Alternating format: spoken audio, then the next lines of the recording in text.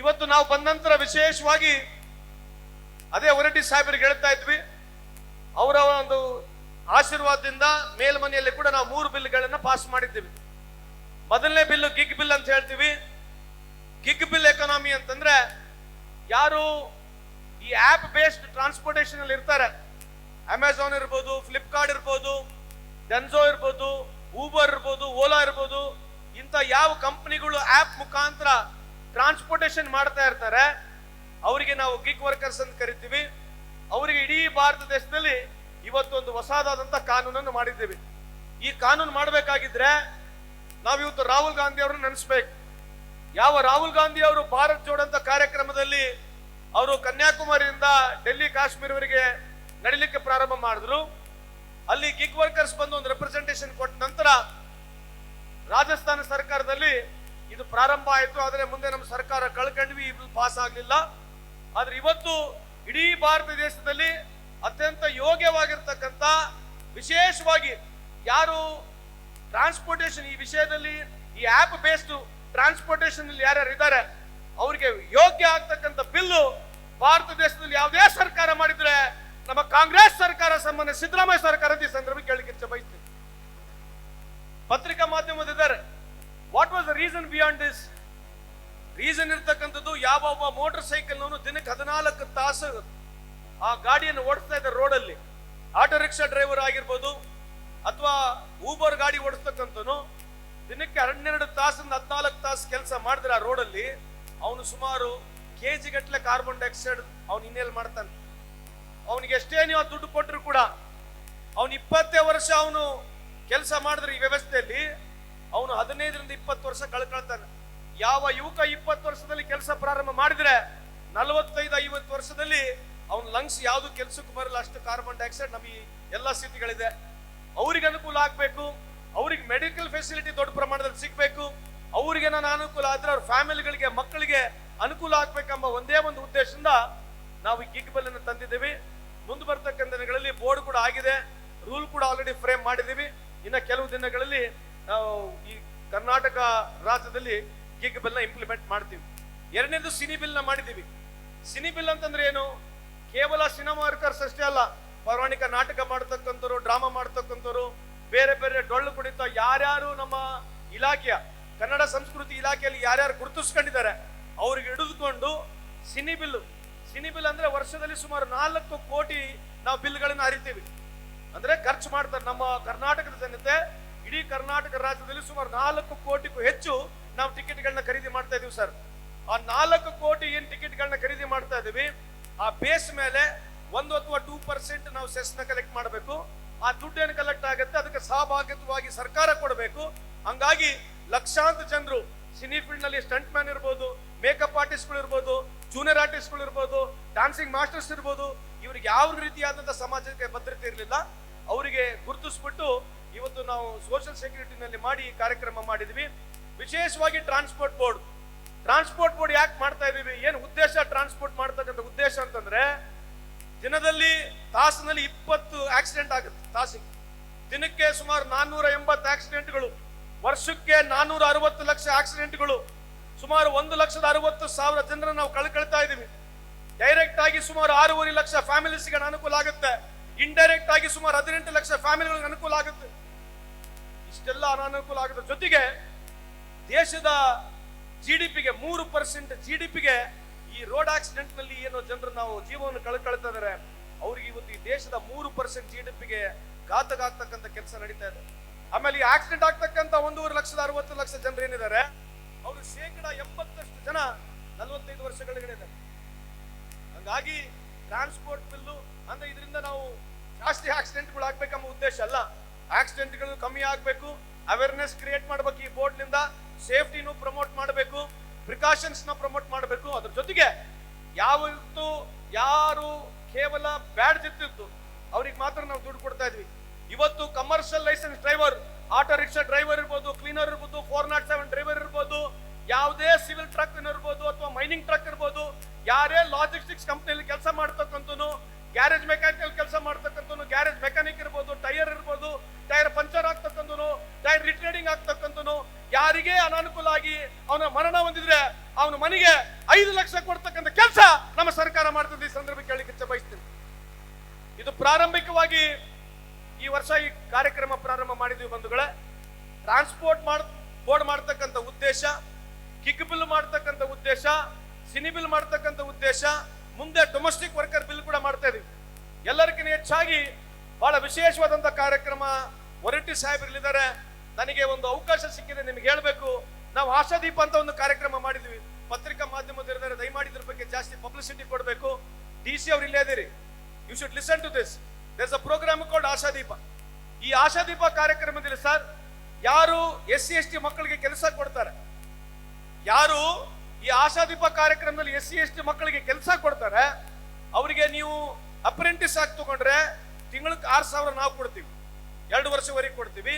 ನೀವು ಸ್ಟ್ರೇಟ್ ಆಗಿ ಅವರಿಗೆ ಎಂಪ್ಲಾಯ್ಮೆಂಟ್ ಕೊಟ್ರೆ 2 ವರ್ಷವರೆಗೆ ನಾವು ತಿಂಗಳಿಗೆ 7,000 ರೂಪಾಯಿ ಕೊಡ್ತಾ ಇದೀವಿ.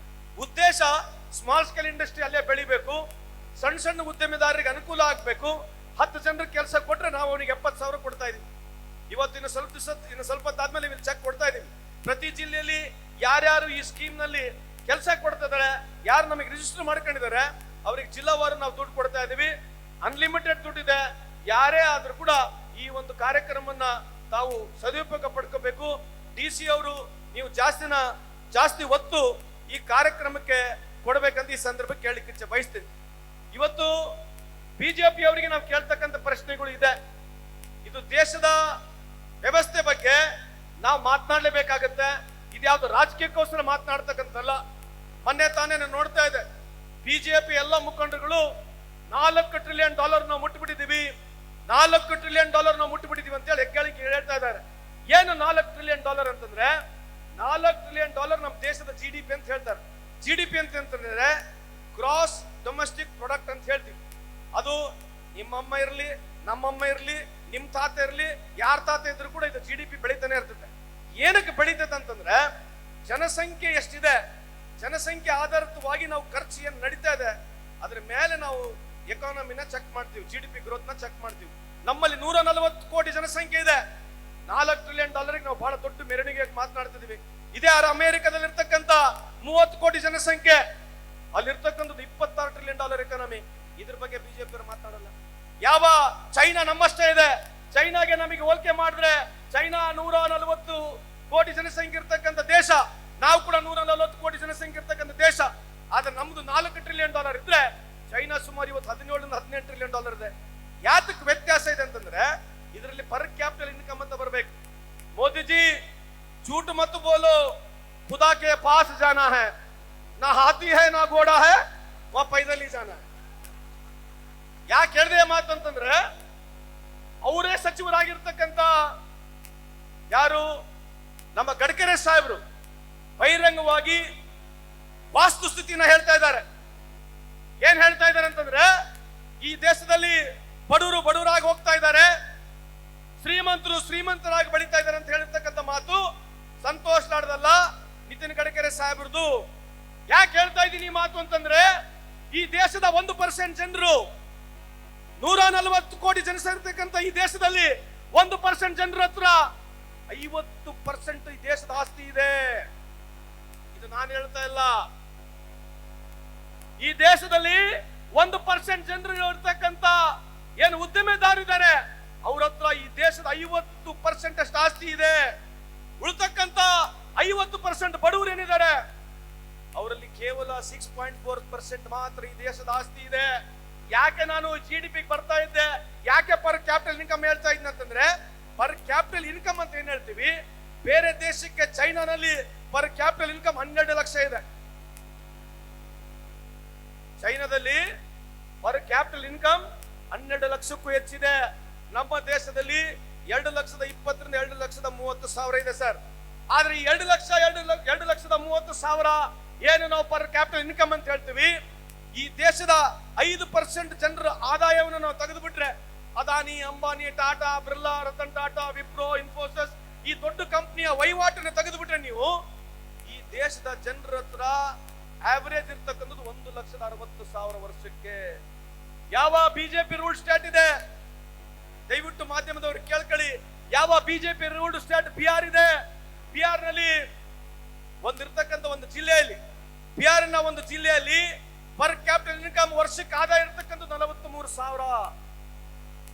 ಯಾವ ಉತ್ತರ ಕರ್ನಾಟಕ, ಯಾವ ಕಳೆದ 30 ವರ್ಷದಿಂದ 40 ವರ್ಷ ಬಿಜೆಪಿ ಆಡಳಿತ ಇರತಕ್ಕಂಥ ಎಲ್ಲ ರಾಜ್ಯಗಳು ಇವತ್ತು GDP ಯಲ್ಲಿ ಮುಂದೆ ಇಲ್ಲ, ಮಾರ್ಟಾಲಿಟಿ ರೇಟ್ ಹೈ ಇದಾವೆ, ಎಜುಕೇಶನ್ ಅಲ್ಲಿ ಇಲ್ಲ, ಹೆಲ್ತ್ ನಲ್ಲಿ ಇಲ್ಲ, ಇನ್ಫ್ರಾಸ್ಟ್ರಕ್ಚರ್ ನಲ್ಲಿ ಇಲ್ಲ, ಎಜುಕೇಶನ್ ಇಲ್ಲ, ಹೈಯರ್ ಎಜುಕೇಶನ್ ಇಲ್ಲ, ಎಂಪ್ಲಾಯ್ಮೆಂಟ್ ಇಲ್ಲ, GDP ಇಲ್ಲ. ಇದ್ರ ಬಗ್ಗೆ ಬಿಜೆಪಿ ಚರ್ಚೆ ಮಾಡಲ್ಲ. ಇದನ್ಯಾವುದು ಕಾಟಾಚಾರಕ್ಕಾಗಿ ಪಬ್ಲಿಸಿಟಿಗಾಗಿ ಹೇಳ್ತಕ್ಕಂಥ ಮಾತಲ್ಲ, ಇವೆಲ್ಲ ವಾಸ್ತವವಾಗಿರ್ತಕ್ಕಂಥದ್ದು. ಇವತ್ತು ಹೆಮ್ಮೆ ಪಡ್ಬೇಕು ನಾವು ತಮಿಳುನಾಡಿಗೆ. ಯಾಕೆ ಇವತ್ತು ತಮಿಳುನಾಡು ಬಗ್ಗೆ ನಾವು ಹೆಮ್ಮೆ ಪಡ್ಬೇಕಂದ್ರೆ ಇವತ್ತು ದೇಶದ ಆವರೇಜ್ ಮೇಲೆ ಇವತ್ತು women force 43% women force is in Tamil Nadu. ಇವತ್ತು ಕರ್ನಾಟಕ ನಾವು ಹಿಂದೆ ಇದೀವಿ, ಸುಮಾರು 28% ಇದ್ದೀವಿ. ಇಡೀ ವರ್ಲ್ಡ್ ಆವರೇಜ್ಗೆ ಕನ್ಸಿಡರ್ ಮಾಡಿ ನೋಡಿದ್ರೆ Tamil Nadu is the number 1 state. ಇದ್ರ ಬಗ್ಗೆ ವಿಚಾರ ಆಗ್ಬೇಕು, ಇಂಥ ವೈಚಾರಿಕವನ್ನು ಮಾತನಾಡ್ತಕ್ಕಂಥದ್ದು ಆಗ್ಬೇಕಂತ ತಮ್ಮ ಮುಖಾಂತರ ಹೇಳಲಿಕ್ಕೆ ಇಚ್ಛೆ ಬಯಸ್ತೀನಿ. ಯಾಕೆ ಹೇಳಿದ್ವಿ GDPಯ ಹೊಡೆತ ಅಂತಂದ್ರೆ ಮಾಧ್ಯಮ ಸ್ನೇಹಿತರು ಇದನ್ನ ನೀವು ಅರ್ಥ ಮಾಡ್ಕೊಂಡು ಕೇಳ್ತಕ್ಕಂಥದ್ದು, ಅವರಿಗೆ ಸವಾಲ್ ಕೇಳ್ತಕ್ಕಂಥದ್ದು ಆಗ್ಬೇಕಂತ ಈ ಸಂದರ್ಭಕ್ಕೆ ಕೇಳಲಿಕ್ಕೆ ಇಚ್ಛೆ ಬಯಸ್ತೀನಿ. ಈಗ GST ಪ್ರಾರಂಭ ಮಾಡಿದ್ದಾರೆ ಸರ್. ಹೊರಟಿ ಸಾಹೇಬ್ರೆ ದಯವಿಟ್ಟು ಬೇಜಾರಕ್ಕಬೇಡಿ. GST ಬಿಸ್ಕೆಟ್ ಪ್ಯಾಕೆಟ್ ಮೇಲೆ ಶುರು ಆಗ್ಬಿಡ್ತೀವಿ. ಬಿಸ್ಕೆಟ್ ಪ್ಯಾಕೆಟ್, ಹಾಲು, ಮೊಸರು, ತುಪ್ಪ, ಅರಿಶಿನ, ಕುಂಕುಮ, ಲೋಬಾನ, ಕರ್ಪೂರ, ಉದ್ದನ್ ಕಡ್ಡಿ, ಹಸಿರು ಬಳೆ, ನೀವು ಹೋಗಿ ಸುಡುಗಾಡ್ನ ತೆಂಗಿನಕಾಯಿ ಹೊಡೆದ್ರು ಕೂಡ ನಿಮಗೆ GST ಇದೆ. ಈ GST ವಿಚಾರ ಯಾಕೆ ಹೇಳ್ತಾ ಇದ್ದಾರೆ ಸಂತೋಷ್ ಲಾಡ್ ಅಂತಂದ್ರೆ ದೇಶದಲ್ಲಿ 70% ಹೆಚ್ಚು ಜನ ಒಂದು ಬ್ಯಾಂಕ್ ಅಕೌಂಟ್ ಇಲ್ಲ, ಒಂದು ಇನ್ಕಮ್ ಟ್ಯಾಕ್ಸ್ ಇಲ್ಲ, ಒಂದು ಇನ್ಕಮ್ ಟ್ಯಾಕ್ಸ್ SSC ಎಲ್ಲ, ಪ್ಯಾನ್ ಕಾರ್ಡ್ ಕೂಡ ಅಲ್ಲ.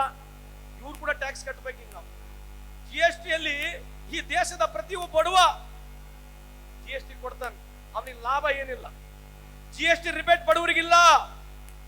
GST ರಿಬೇಟ್ ಇರ್ತಕ್ಕಂಥದ್ದು ಸಾಹುಕಾರರಿಗೆ, ಬಂಡವಾಳಿ ಶಾಹಿಗಿರ್ತಕ್ಕಂಥದ್ದು.